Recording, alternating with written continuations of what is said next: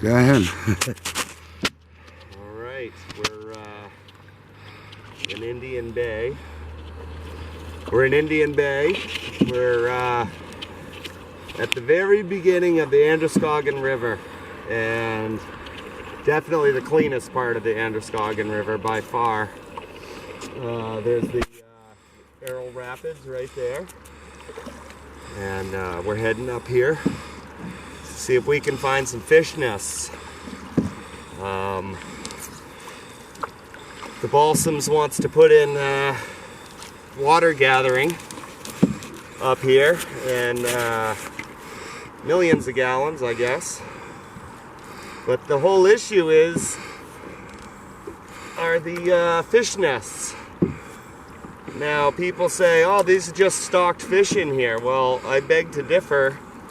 I have been pulling out native rainbow trouts out of here recently that are just fat. They're only about 10 inches long, but they're fat and they are healthy and they are bright red. Nice bright red streak right down the side of them, not like a farm-raised rainbow. This is something that's sustained here. And gathering that water, you know, they say it's not going to affect anything, but that's not true. And I mean, you know, yeah, I like catching the big stocked fish, but there is nothing. I'll take those 10-inch native rainbows over a 16-inch stocked brookie any day.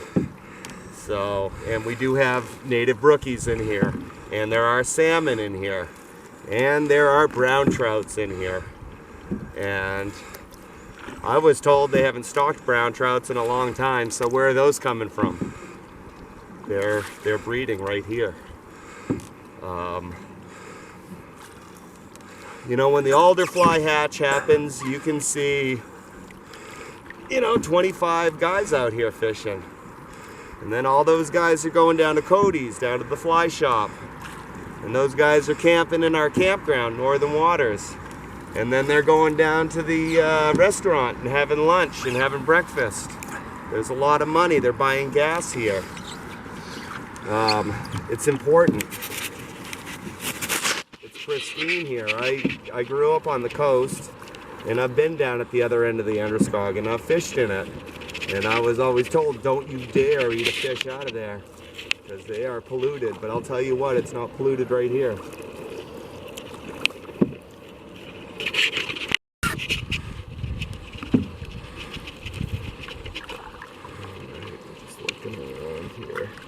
This is a nice deep hole right here.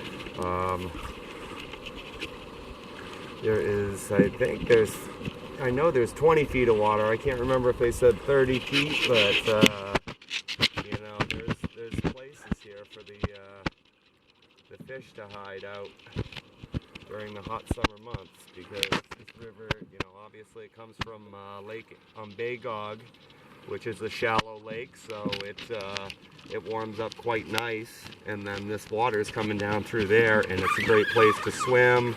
And again, the trout can just head for those deep holes. Now there's a deep hole up here. We're heading towards the dam, and there's also one down below in Bragg's Bay. Yeah, I think there's a 35-foot hole down in Bragg's. Right, it's incredibly deep. And if you are patient and let your baits get down in there, that's where the big fish. So we're just up here now. I believe over there, around here someplace, there's springs that are coming in here too, and that's, you know, by the culvert. By the culvert over here, right? Or is it up by up above? Oh, is it up by Jughead's house? Oh, up around. Yeah. So I wonder if I can get up there. Oh, I don't know. Yeah. I'll go up around this.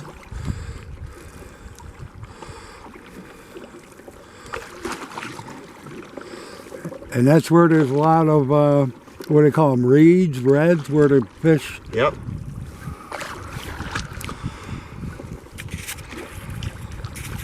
You know, and I've seen, you know, this place in the winter, springtime, winter, early spring. I mean, just loaded with ducks. I mean, people, it's shocking a couple times how many eigers were here. And that, you know, maybe that's not, it's kind of a rare duck, but this spring, it was just incredible. So there's food here. You know, it's a sustainable fishery here. I mean, it's, you know, talking to one of the wardens. Well, there's a merganser right there. Yeah. And those are fish eaters. There's a duck right here.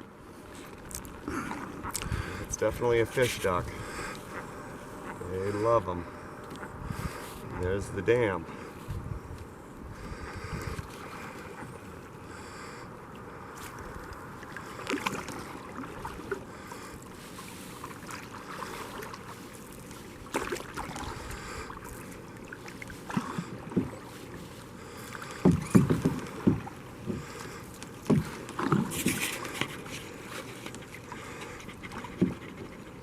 I mean, you'll see those working up and down through the river in groups, and they're one of the ducks. You know, you'll see one adult and 50 babies. Well, that's because the other adults will pawn their babies off on one. So if you ever do see that, because people are like, I did see 50 in one. Well, that's mergansers, and they elect a babysitter, I guess, and so. But they love it here because there's fish, and there's the dam right there. So I don't know if I can get up in there and see how strong I am.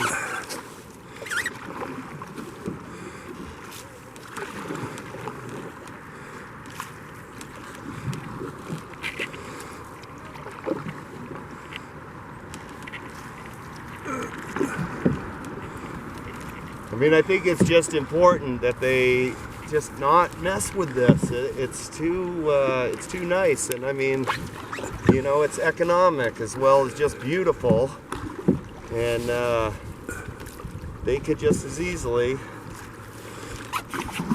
put this thing down in Braggs Bay down below. And you can't tell me, you know, they're saying jobs. Well, it'll be a job to put it down in Braggs Bay too. You know, they can do it. Anything can be done. But if the people aren't conservation minded, if they're not fly fishermen, they're not rafters or kayakers, or, you know, they just don't care. And it's unacceptable.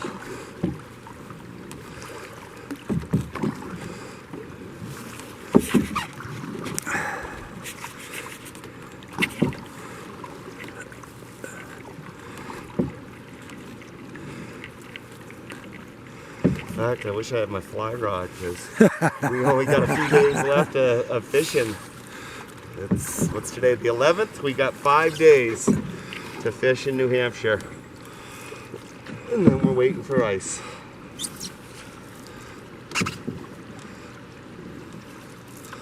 Is there a culvert up here? I don't think so. I think it's... What if we go around down by the edge to see if we can see some nests?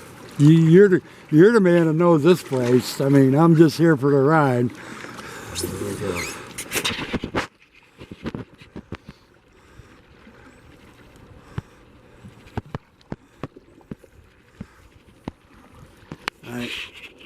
Okay, we're on. So we're over here. We're just gonna look for some, see if we can find some nests. So we're gonna look around. Yeah, didn't they put a bunch of sand and gravel in here for these fish? They did put a bunch of sand and gravel in here, and you know, I understand those. You know, the where they take water out for ski areas. I don't know if this is what they plan to do, but you know, they dig this giant pit and put a metal, you know, kind of make a giant metal box, and then a grate, and then rocks over that. But you know, it ain't gonna be sand. The sand's gonna fall through, and those eggs are not going to hatch. And I mean, they can say, oh, we'll stock it, but just like I said before, there is nothing like, you know, you think you've got a 18-inch trout on, and what you pull up is a 10-inch native rainbow. It's awesome. It's great. That's a fish that grew in here from an egg, you know. So having those pumps here, it's not gonna be good.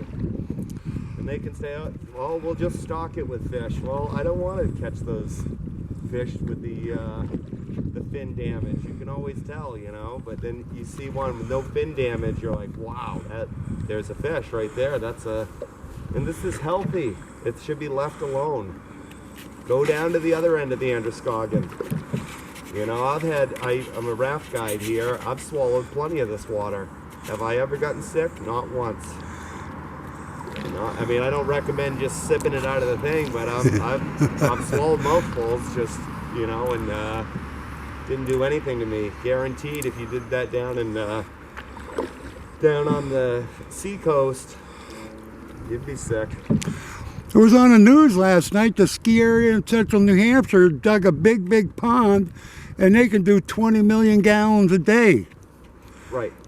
So, yep. Don't take it here. Take it down the road. I want everyone to know I want that ski area. I'm all for it, but you know, do it right and don't just you can't squash the little guy. Yeah, don't kill the environment to go skiing. Here in Errol, you know, it's like I'm not from here. People are like, oh, you got to get on the town council. The hell I do.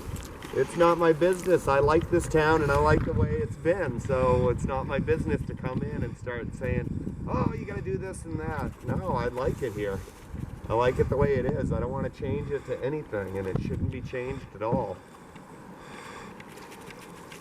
You know, I heard they were going to, you know, maybe bypass Errol on the way there with a new road. That's like a slap in the face. If they want to take the water from Errol and then bypass the road out of the town, that's not right.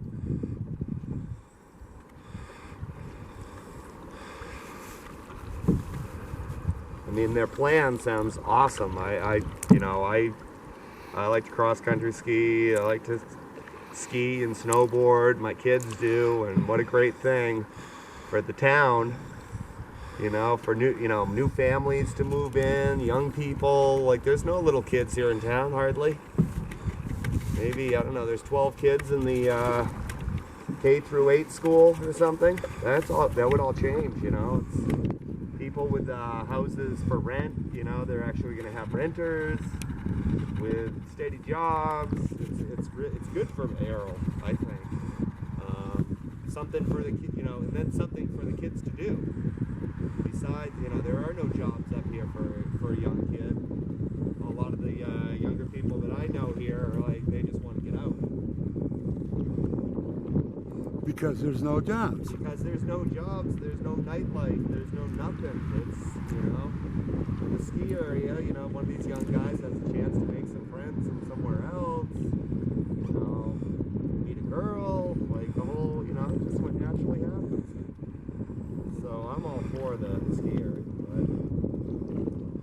and the fact that it's just going to be 10 or 15 minutes down the road from here, that's great.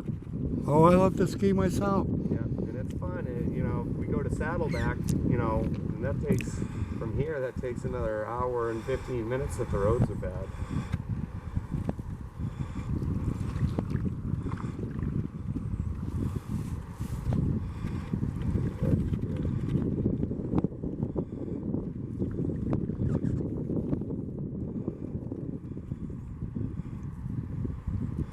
Oh, this is beautiful.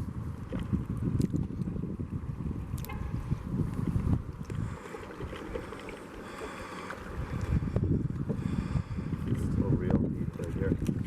You know, like, just even the alder flies and, you know, stone flies and just, it's, every year I see a new bug that I've never seen in my life, and it surprises me every year that never saw that before. Like, you know, bright blue beetles that, you know, it's just a awesome microcosm of life right here.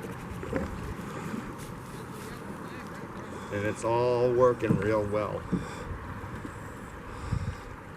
Yeah, so if it ain't broke, don't fix it. Yeah, leave it alone. I mean, besides being the only, the only whitewater in New Hampshire. So we get a lot of people. We get a lot of people coming up here. And I mean, I don't know what that's gonna, what's it gonna do to the water levels for rafting, which the levels were down this year because of the drought. I mean, it was hard to get a splash down through there, and we're gonna get in the raft here and go down through, and you'll be able to see, this, it's about what the level was all summer.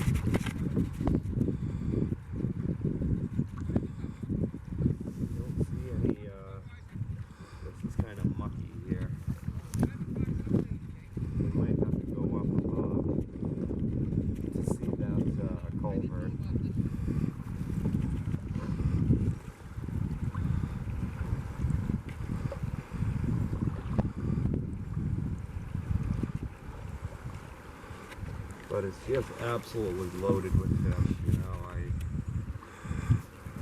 like I said, native fish. Yep.